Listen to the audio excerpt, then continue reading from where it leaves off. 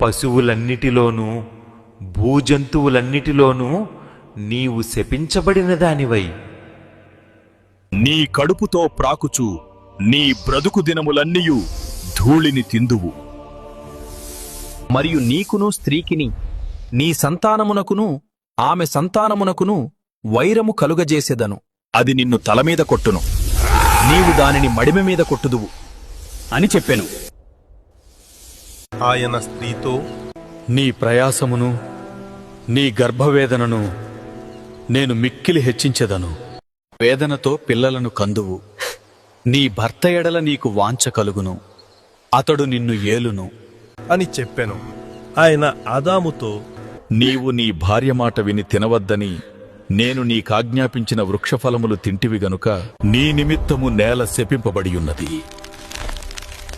ప్రయాసముతోనే నీవు బ్రతుకు దినములన్నీయు దాని పంట తిందువు. అది ముండ్ల తుప్పలను గచ్చపొదలను నీకు మొలిపించును. పొలములోని పంట తిందువు.